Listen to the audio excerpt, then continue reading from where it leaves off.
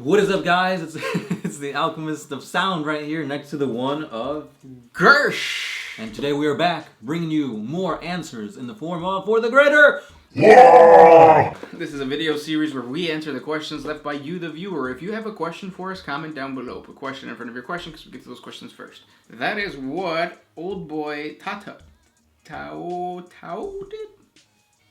did. If the old ones return, would the Imperium and the cult still harbor their hatred for Xenos, despite the Golden Throne being old one technology? Yeah. Definitely. First of all, the Golden Throne is not known to be old one technology. We know it is because we have a bird's eye view. We are like the Watchers in the Marvel universe, but we are watching the 40k universe. And then on top of that, if the old ones return, I think they would have vengeance in their heart. They would want to destroy chaos because it's a threat, and they would want to annihilate the Necrons. And the best way to get rid of chaos is to get rid of chaos's spaghetti or nutrition, which is human. Yeah. Well, basically all sentient life, because it's not just humans who give them, power. I wonder if they would have like remorse though towards humanity, because it's like, oh, these are our children. They're messed up, but they're our children. Comment down below if you are if you have a child that has betrayed you and has tried to murder you. Because that's kind of what would happen. I guess, yeah. What you said? I'm just trying to get more interactive with you guys, because we answer your questions, but you guys don't answer ours. When we have lore questions, who do we turn to? We can't go to Vaults of Terra because Ed is too holy. We can't. His knowledge will burn our fleshy sacks. Yeah, he's the OG. We can't go to 40k theories because he never fucking answers his email. I've tried. And then we can't go to, who's another? Ants Canada, because he talks about ants. Yeah, so that's just not even 40k related. He's all like, hey, what does the Emperor have to do with Old One's tech? And he's like, the ants have a thorax. If you haven't checked out the Ants Canada YouTube channel, please do. Yeah. Subscribe. Become part of the AC family. Oh, man. Next question. Oh, this one's by Bob O. What guard regiment would you guys like to fight in? All of them. Damn. The biggest, the one that seems to be the most fun would be the Catachan, because I get to look like Rambo all day. No, you'd look like you. It'd just be a bunch of like shirtless, swole guys, and you just have Gersh right there in the middle. Yeah. Just going like, what's that? Where the orcs at? Wow.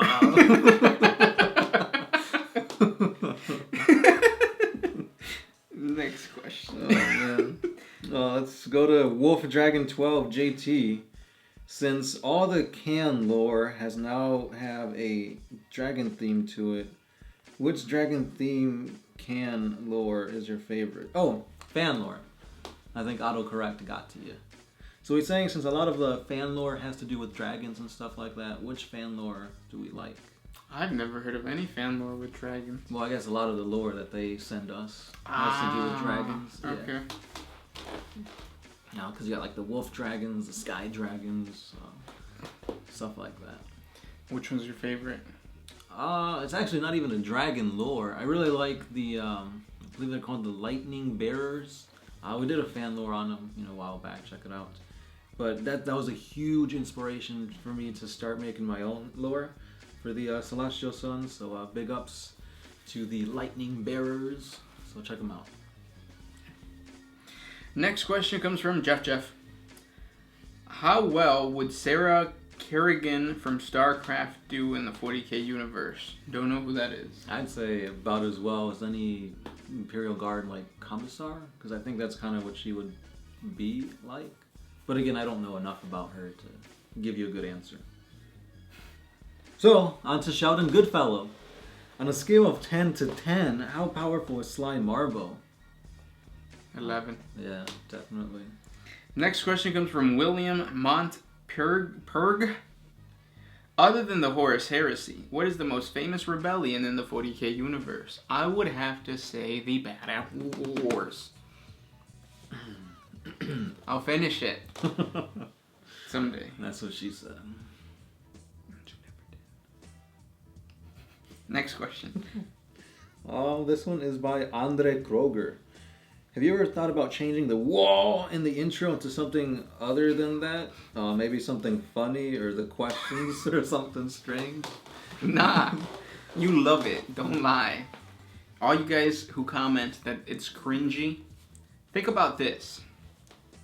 We're talking about 40,000 years in the future. Yeah. Never mind, I don't want to say it. Yes, we won't change it. Next question comes from Babo.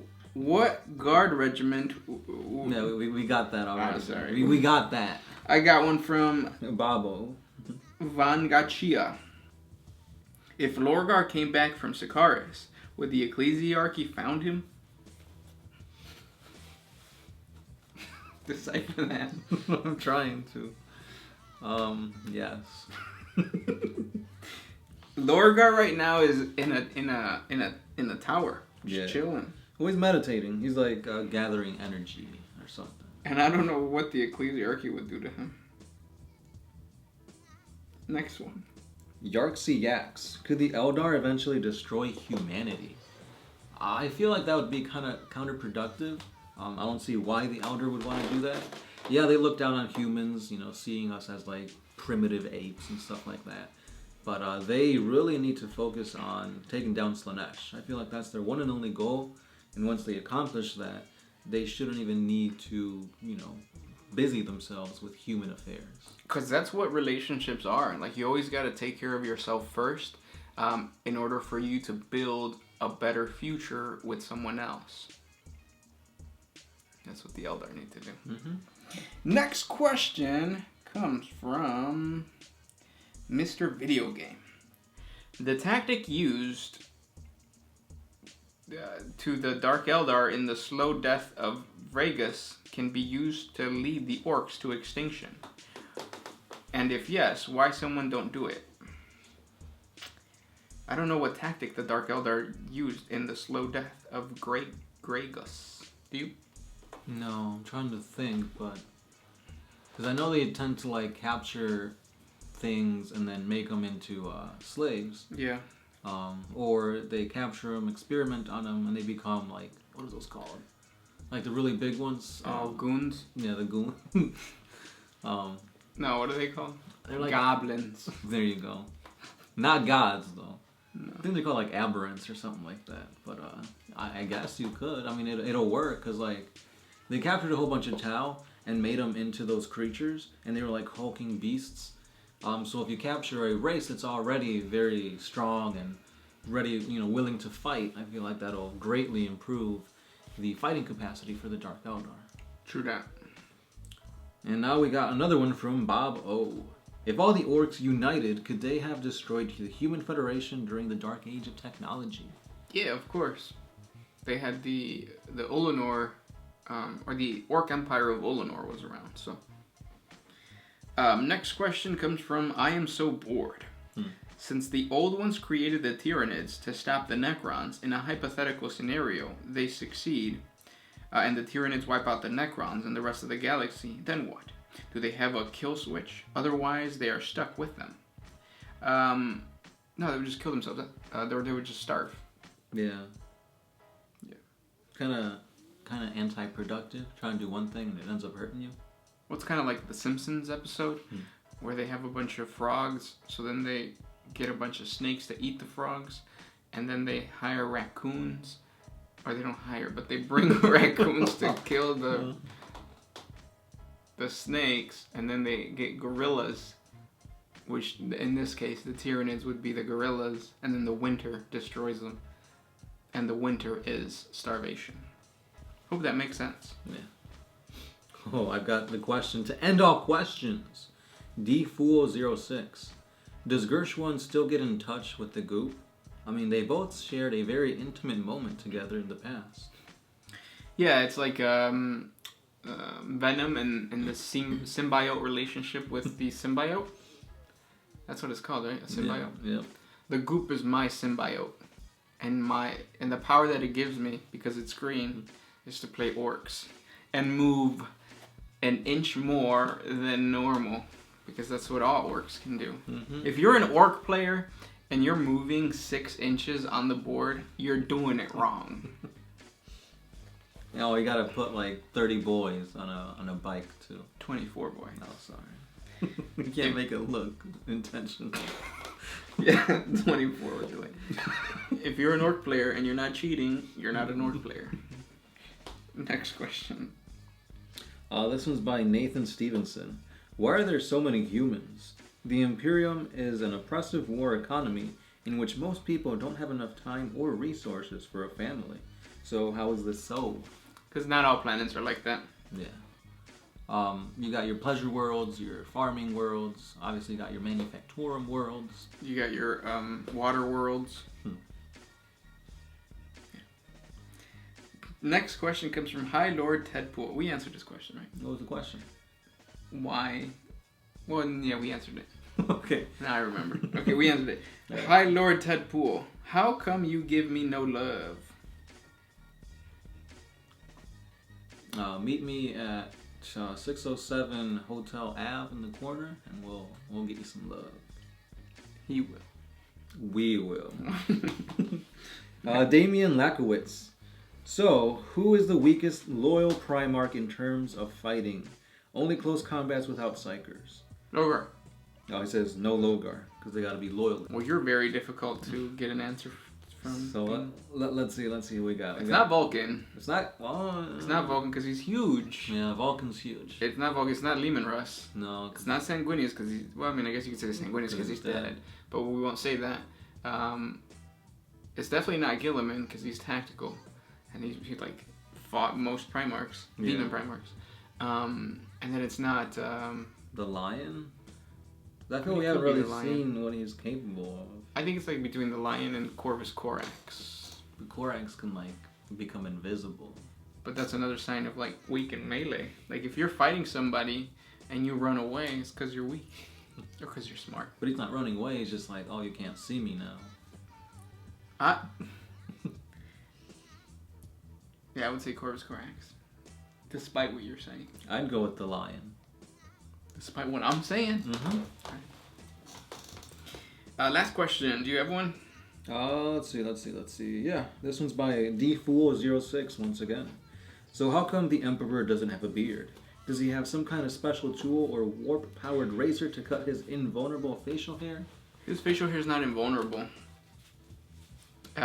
It's a myth that he is like a lot of what. It's like thinking about Jesus. Even though Jesus is considered God, it's not like he couldn't die, because he did. He died for your sins. I'm lost. He's saying, because he's making it seem like the Emperor's beard is like indestructible, and it's not. Like any razor can cut the Emperor's beard, just like any beard can cut Jesus's beard. Well, the Emperor was just a man, right? Yeah. But a really strong man. Right. With invulnerable beard. I thought no invulnerable beard. Well, because I thought his question was more like, who's shaving the Emperor while he's sitting in the throne? Like, since he can't do it. Oh no, he's deteriorating now. Yeah, so it's like it's gone beyond having a beard. Now it's just like decaying. Yeah, think of a mummy. No, some mummies have hair though. Oh yeah, but they don't grow anymore. Yeah, that's true. So you shave them once and you're fine. One and done. And those are the questions for today. If you guys have more questions for us, comment down below. Put question in front of your question because we get to those questions first. Don't forget to share these videos with your friends. By you guys sharing, it really helps out the channel. You guys are awesome. And if you've stayed this long listening to us, you're a true fan. So, hashtag we love you. Hashtag me too. Do you want to sign out? Yeah, and with that being said, I'm the Sound Alchemist, Gershwan. and we are out of here.